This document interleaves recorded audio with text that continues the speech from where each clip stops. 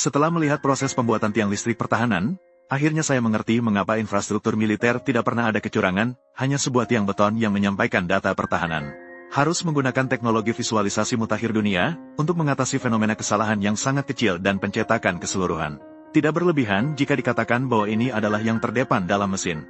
Ini adalah pabrik besar lokal. Langkah pertama dalam pembuatan tiang listrik pertahanan adalah mentransfer tulangan besi ke mesin penggulung. Kemudian, disesuaikan secara horizontal dan vertikal dengan urutan, dan dipotong seragam agar panjangnya tetap sekitar 8 meter, lalu 12 batang tulangan besi dipindahkan ke platform pengiriman.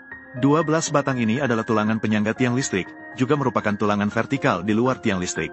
Sekarang memasuki proses kedua, pengelasan penuh.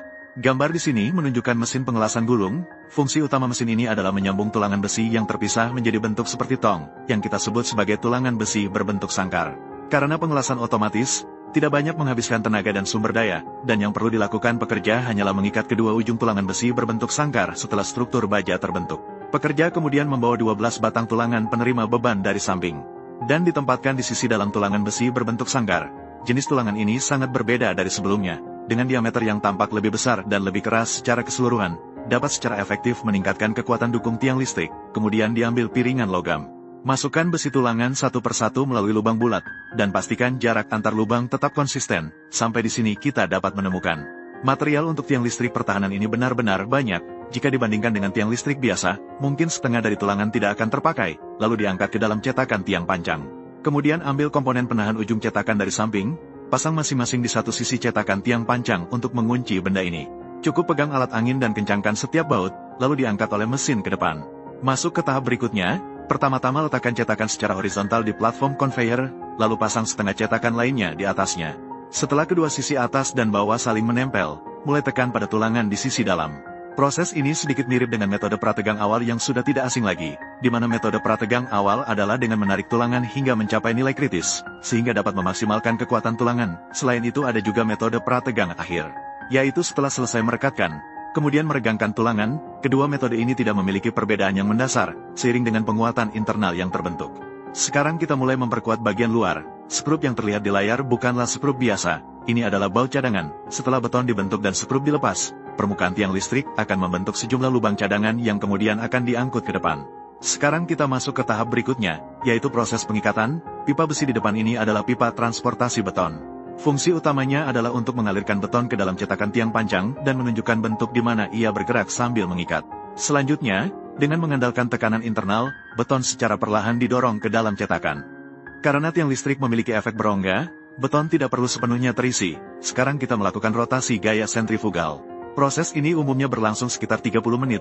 Hanya dengan cara ini beton dapat menunjukkan daya rekat yang kuat, sehingga dapat merekat pada permukaan dinding pipa.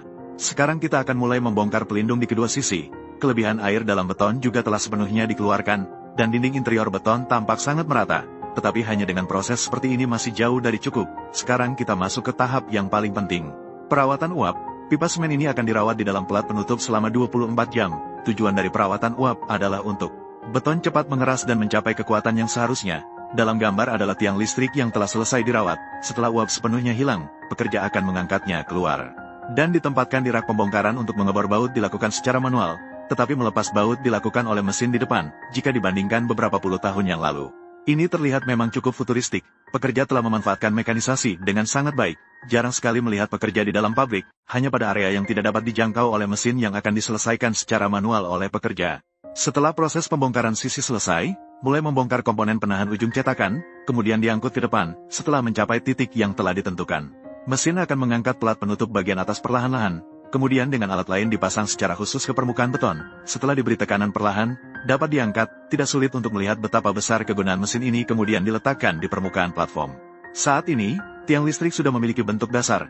Kemudian mengambil alat cetak, juga harus mencetak tanggal dengan garis lengket ke permukaan. Seluruh proses terlihat sangat serius. Setiap langkah mencerminkan upaya pabrik ini untuk mencapai kesempurnaan. Lalu kawat ini sebenarnya untuk apa? Setiap lubang bulat harus dilalui oleh satu kawat. Mengenai permukaan beton yang juga tidak ada sedikit pun pori, ini adalah persyaratan infrastruktur militer nasional. Setelah itu, pekerja juga harus melakukan pemeriksaan kualitas, hanya dengan senter yang diputar-putar. Saya sedikit penasaran, jika ada cacat, apa yang harus dilakukan? Apakah kita harus mencari sedikit semen untuk menempelkannya? Apakah tiang listrik yang begitu rumit bisa bertahan 100 tahun?